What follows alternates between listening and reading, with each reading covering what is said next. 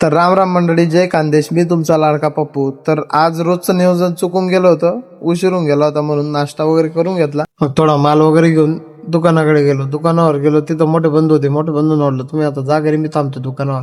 आपले कस्टमर चालूच होते. मग म्हटलं चला झाडू वगैरे मारून घेऊ. झाडू वगैरे मारून घेतलं. एवढेच आपले मालक पण येऊन गेले आणि दुसरीकडून आपले कारागीर दहा ते पण येऊन गेले. म्हटलं चला त्यांच्यासाठी चहा वगैरे घेऊन येऊ. घरी गेलो, मस्त चहा वगैरे घेऊन घेतली आणि मालकांचा फराळीचा डबा पण घेऊन घेतला आणि परत दुकानाकडे आलो. मग ते म्हणे आम्हाला सिमेंट वगैरे लागणार आहे म्हणे. मग त्यांना सिमेंट वगैरे आणून दिलं. मग त्यांनी त्यांचं काम चालू करून दिलं. तेवढ्यात ते एक दान ते खड्ड्यात उतरले होते. त्यांना दुसरं दान त्यांनी डायरेक्ट बाहुबली सारखं बाहेर काढून घेतलं.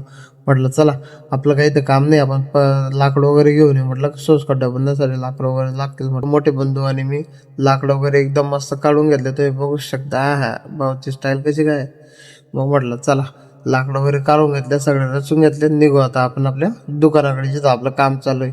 मग तिथं लाकडं वगैरे त्यांना देऊन दिले. मग तेवढ्या टॉकी जवळ जाऊन बघतो तर काय भाऊ त्याचा आणले टकाटकाने पटापट आपल्या टॉकीचं काम अर्ध्याच्यावरती संपून टाकलं. तर मग कॉन्ट्रॅक्टर ते आले, त्यांनी पाहणी वगैरे केली. मग ते कारागीर ते म्हणे आम्ही जेवण वगैरे करून येतो. मग आपले कस्टमर चालत होते. मग कस्टमरना सामान वगैरे देऊन दिला. तेवढं ते पण जेवण वगैरे करून येऊन गेले. मग त्यांनी काम चालू करून दिलं दुसरीकडून. आपले मालक पण येऊन गेले. मग ते म्हणे आम्ही आमचं काम पहिले पूर्ण करून घेऊ, मगच चहा घेऊ म्हणे. मग त्यांनी काम वगैरे एकदम टकाटकाने पटापट करून दिलं. तुम्ही बघू शकता टॉकी एकदम अतिशय चांगल्या प्रकारे टॉकी एकदम बांधून तयार करून दिली. मग त्यांनी चहा वगैरे घेऊन घेतली, लगेच मोजमाप करून घेतली. म्हटलं चला आपण घरी जाऊ. कसं आहे ना आपलं जेवण वगैरे बाकी. म्हटलं घरी गेलो, मस्त एकदम टकाटकाने पटापट जेवण वगैरे करून घेतलं. जेवण वगैरे करून निघालो आपण आपल्या गंतव्यस्थानावर. मग तिथे गेलो, तिथं ते पिंजरा वगैरे बांधत होते. मग ते म्हणे आम्हाला पाईप लागणार आहे. म्हटलं चला पाईप वगैरे कापून देतो.